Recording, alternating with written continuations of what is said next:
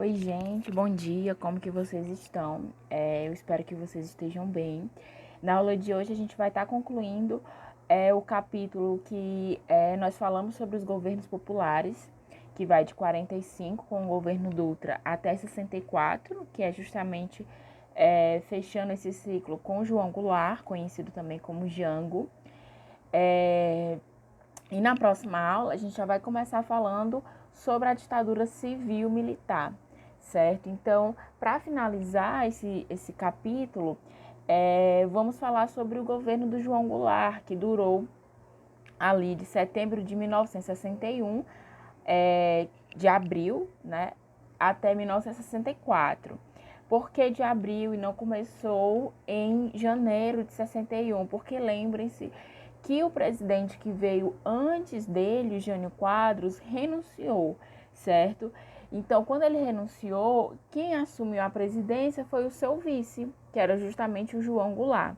É importante lembrar para vocês que nessa época tinha uma eleição específica para presidente e outra para vice-presidente. Não era que nem hoje em dia, né? Que você vota no presidente e automaticamente já está votando no seu vice. Nessa época não, tá? Então Jango ele foi eleito vice-presidente pelo povo, com aproximadamente 4,5 milhões de votos.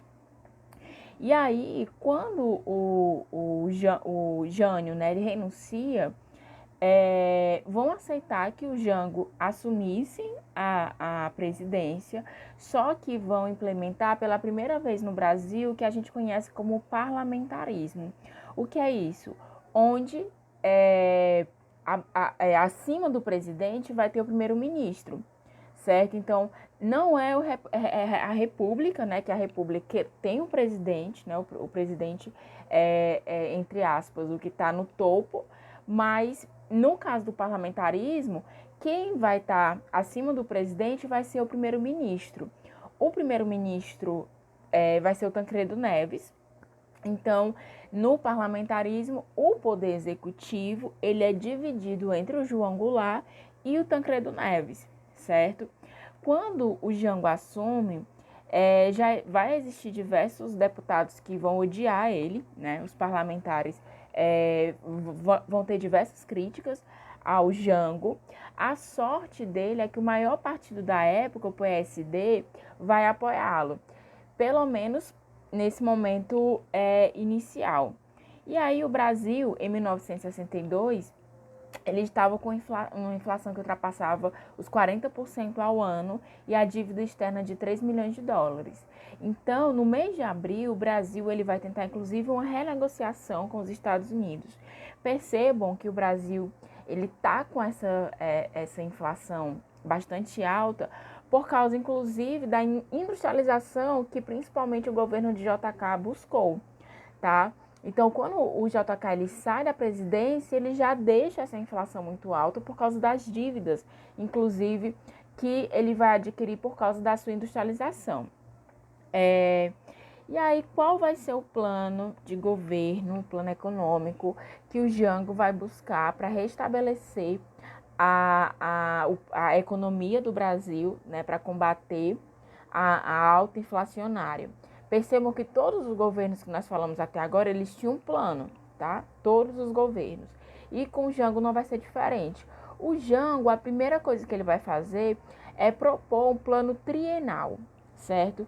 Esse plano trienal, ele tinha a principal ideia desse plano era uma substituição das mercadorias importadas por mercadorias internacionais. Claro que feita de forma gradual.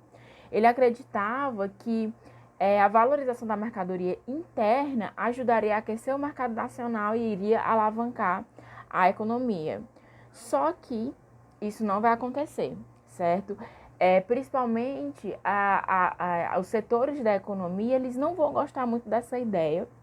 E aí o plano trienal vai ser um fracasso, certo? Principalmente, gente, porque vai haver uma tensão política no governo do Jango com as forças da direita, certo? Então, a direita conservadora, certo? Ela não vai gostar dessas ideias do Jango. Então, percebam que já cria aí um conflito no governo, certo? Então, o Jango, percebendo que o plano trienal não deu certo, ele vai convocar alguns intelectuais para pensar sobre a economia do país, para tentar tirar o Brasil da lama. E aí esses intelectuais, eles vão afirmar que o Brasil ele não vai para frente porque ele precisa passar por uma urgente reforma, reformas essas que devem ser profundas, porque outros países, inclusive, já passaram faz muito tempo. E aí essas reformas, quais seriam essas reformas, né? Seria reforma agrária, reforma urbana, reforma bancária, tributária, reforma universitária, reforma eleitoral. E todas essas reformas, elas vão receber um nome, que são as reformas de base. E essas reformas de base, elas vão consistir em medidas para atenuar as desigualdades sociais no Brasil. Então, para diminuir essas desigualdades sociais no Brasil, era preciso passar por essas reformas. Só que com o parlamentarismo, né, que era onde, na verdade, quem principalmente governava não era um presidente, sim um primeiro-ministro, esses projetos eles não conseguiam ser implementados, certo? E aí eu vou explicar para vocês como que ele vai fazer para, né, conseguir retirar o parlamentarismo e o Jango conseguir seus poderes de volta. Mas antes, deixa eu explicar por que essas reformas de base elas vão incomodar bastante, principalmente a direita conservadora do Brasil. A reforma agrária é a reforma que mais vai incomodar.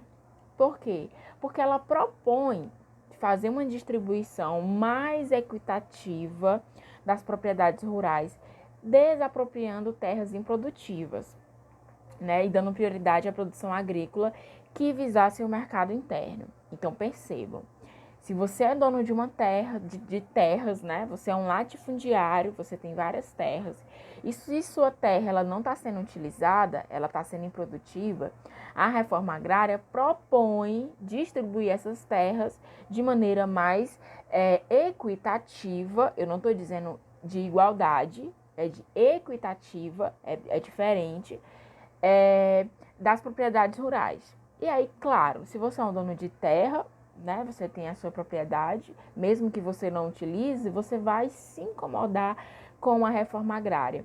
E aí, lembre-se que eu sempre falo para vocês, quem manda no Brasil sempre foram os latifundiários, né, porque é eles que produzem, né, eles que são os donos das terras. Então, eles é que mandam, então eles vão se incomodar bastante com essa reforma agrária. E aí vai ter a reforma administrativa. A reforma administrativa vai ser uma reestruturação da administração pública federal. Para tal, foram editadas leis para a reorganização de materiais e do sistema de méritos, além da lei orgânica do sistema administrativo federal. A outra reforma é uma reforma eleitoral. Essa também vai incomodar bastante, porque ela vai garantir o direito de voto aos militares de baixas patentes, ou seja, até então, quem podia votar eram os militares de alta patente, e ele também vai estender o direito ao voto aos analfabetos. Mais uma vez, a direita conservadora, a elite brasileira, ela vai se incomodar porque a partir de agora, com essa reforma eleitoral, até os analfabetos podiam votar. E eu falo até, claro que ironicamente, porque para eles era o pensamento, né? Como assim agora até os analfabetos têm direito ao voto, eles podem opinar quem vai estar na política brasileira? Então, para eles isso incomodava bastante. Vai ter uma reforma agrária, também ele vai propor, que é um controle da inflação por meio de um órgão central. Vai ter uma reforma tributária, que é uma modernização da arrecadação tributária para evitar os fraudes fiscais. Vai ter uma reforma universitária, que essa reforma ela vai propor uma abolição da vitalicidade de cátedra e da liberdade do exercício da docência, e uma reforma constitucional, que é uma reforma que era necessária para a viabilização das principais reformas, como a agrária, a eleitoral e a universitária. Ou seja, era preciso haver na Constituição algo que garantisse essas reformas, né? Então, por isso que precisa ter uma reforma constitucional, uma reforma na Constituição. E aí, para vocês terem noção, essa vai ser a repercussão, basicamente, do governo Jango, né? A partir dessa reforma, né? Da proposta dessa reforma, a direita conservadora ela vai ficar bastante incomodada com essas reformas. E aí, ó, perceba nos jornais, o povo vai à rua, né? Uns para dizer que não querem essas reformas e outros para apoiarem essa reforma. E aí percebam qual vai ser a repercussão dessas reformas. E aí, gente, lembra que eu falei para vocês que no Brasil a gente está vivendo nesse momento um parlamentarismo? Para conseguir essas reformas, né, elas serem aceitas, precisamos, nesse momento, do presidencialismo. Né? O presidencialismo é justamente em que a gente vai ter o presidente como a pessoa, né, que vai comandar o país. Certo? E aí, em janeiro de 1963, vai haver uma consulta popular para ver se continuava com o parlamentarismo ou se voltava o presidencialismo. E aí, claro, que a população ela vai preferir o presidencialismo. Então, a gente começa, nesse momento, uma fase popular, em 1963. E aí, gente, o Jango, ele vai ter os seus poderes de volta e a primeira coisa que ele vai tentar vai ser aplicar as reformas de base. Claro que a Câmara dos Deputados nega na hora, mas o Jango ele queria mostrar que ele estava pensando no povo e assim ele vai estender os benefícios da Previdência Social. O que é a Previdência Social? É um seguro social em que o trabalhador ele vai participar através de contribuições mensais. Então, o trabalhador, aquele trabalhador que tem uma carteira assinada, certo? Todos os meses ele contribui com esse seguro social para que quando ele for se aposentar, ele receber uma renda, tá? Ele não ficar na mão. E aí o Jango ele tenta estender essa previdência social aos trabalhadores do campo. E claro, mais uma vez, isso incomoda as pessoas que estavam no governo. Então percebam que o Jango ele vai começar a ter muitas pessoas que não vão mais apoiar o governo dele. Por isso que eu falei no início que o partido que apoiava ele, que era o PSD, apoiava ele pelo menos no início, porque depois ele vai perdendo esse apoio dos deputados e dos militares, certo? Então o Jango ele vai ter muita dificuldade para apoiar essas medidas e os seus projetos. E aí, em março de 1964, o general Arthur da Costa e Silva e Castelo Branco e o Cordeiro de Farias, eles vão se reunir no Rio de Janeiro para avaliar a conjuntura e para articular medidas contra o governo de João Goulart. E em 31 de março, o general Olímpio Mourão, né, ele manda tropas para Minas Gerais, de Minas Gerais para o Rio de Janeiro, e assim eles poderem dar o golpe, né, que vai ser o regime militar. Então, em 1º de abril de 1964, foi realizado o golpe que implementou esse regime. E aí o João Goulart, né, ele vai ser perseguido, claro, e aí ele vai ter que se exilar no Uruguai, e ele se exila no Uruguai e vai retomar, inclusive, uma atividade pecuária. Então, perceba que o Jango ele vai sofrer essas pressões, principalmente por causa da reforma de base, certo? E aí, na próxima aula, a gente vai continuar falando, vai começar a falar sobre a ditadura civil-militar no Brasil, que vai durar cerca de 21 anos. Qualquer dúvida, estou à disposição e até mais.